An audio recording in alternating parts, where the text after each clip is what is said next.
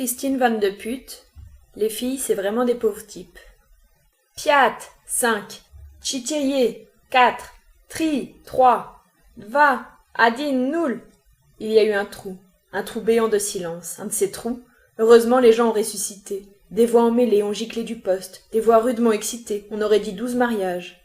Une seule voix s'est mise à escalader le tas de voix. Elle est partie, la fusée a quitté la terre, mon dentier est témoin. La voix toute seule est arrivée au sommet. Il est exactement, précisément pile 9h02. Le premier homme dans l'espace, Yuri Gagarin, entre pour toujours dans l'histoire de l'humanité. On avait mis nos chaises devant la radio. Un coco qui leur fit la pâtée, bien fait. Ils ne vont pas le dire, ces trouducs. Tu vas voir, ils ne vont pas le dire, a dit mon père comme s'il était lui aussi dans le poste. Un coco plane, a dit Sylvain. J'ai vu une noix de coco avec des ailes d'ange, ça m'a fait rigoler. Mon père nous a regardés comme s'il allait nous tuer. On s'est écrasés. Le mercredi 12 avril sera une date inoubliable. Yuri Gagarin, le lieutenant Yuri Gagarin. Il va parler. Yuri Gagarin va parler. Il parle. Le vol se déroule normalement. Je me sens bien. Je peux voir la terre. Elle est couverte d'une brume bleue. Nom de Dieu, a dit mon père. Si j'avais pas eu une femme et des gosses, c'est ce que j'aurais fait. Ouais, mais si t'aurais fait Gagarine, y a un truc que t'aurais pas pu faire, c'est me donner des baffes. Je sais pas si tu as essayé de coller des tartes en apesanteur, c'est pas du gâteau, a dit Sylvain. Je n'ai pas compris le détail, mais c'était forcément drôle puisque maman et moi on a explosé de rire.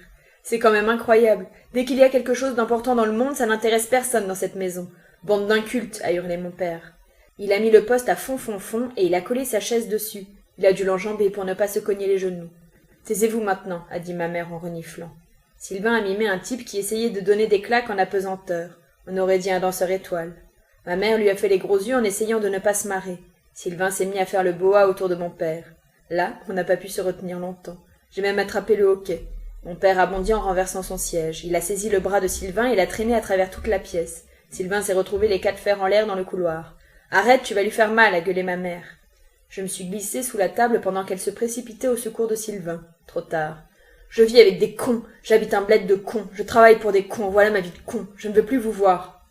Il a cherché quelque chose à balancer contre le mur. Il n'y avait rien que la lampe de mineur accrochée en haut de l'armoire. Il la regardait bizarrement, puis il a décidé qu'elle était bien où elle était. Il est allé se rasseoir devant la radio. Merde alors, il a conclu. J'en ai profité pour me faufiler hors de la pièce. J'ai refermé doucement la porte derrière moi. J'ai vu Sylvain, la figure dégoulinante de larmes, en train de faire une série de bras d'honneur à la porte. On va jouer au Duponté, j'ai tenté à mes risques et périls. Tire-toi, faucheton, je veux plus te voir. C'est toujours moi qui prends.